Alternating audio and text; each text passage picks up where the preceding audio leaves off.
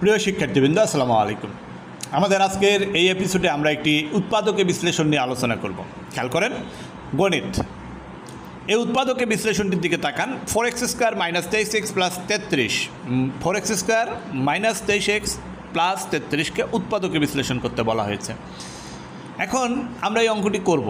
আপনারা অনেকেই অঙ্ক করার সময় অনেক ভয়ভীতির মধ্যে পড়েন। উৎপাদকে বিশ্লেষণ খুবই সহজ। আমার সঙ্গে আপনারা খাতার মধ্যে করে ফেলেন, দেখবেন খুব সহজ। উৎপাদকের নিয়ম হচ্ছে প্রথম সংখ্যা যে 4x², মানে x² সাথে যা আছে, সহগ যা আছে, x² সাথে সহগ যা আছে, সেই সহগ এবং যে ফ্রি যেটা আছে, মানে যার সাথে কোনো x নাই, যেমন 33, এই 4 এবং 33 এই দুইটার গুণফলের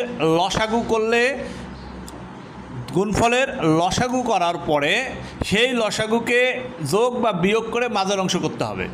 যোগ বা বিয়োগ করে মাঝের অংশ করতে হবে। দেন 4 আর এখানে 33, তাহলে 4 আর হলো 33, 4 আর 33, তাহলে 4 33-এ কত হয়? এখানে 3 11 33 হয় না?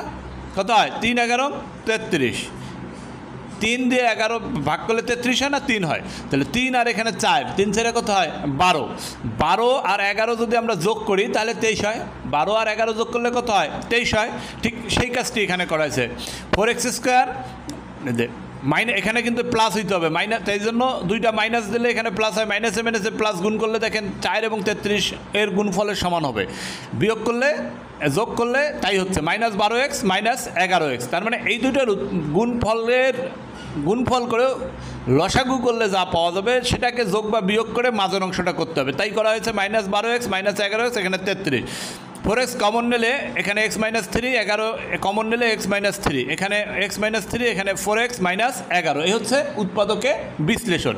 তাহলে উৎপাদকে বিশ্লেষণের মূল বিষয় হচ্ছে সহগযুক্ত, মানে x² সঙ্গে যে সহগ থাকবে সেই সহগ এবং ফ্রি যেটা থাকবে এই দুইটার গুণফলের লসাগুকে যোগ বা বিয়োগ করে সিঙ্গেল এই যে x এর সঙ্গে যা থাকবে তার সমান করতে হবে।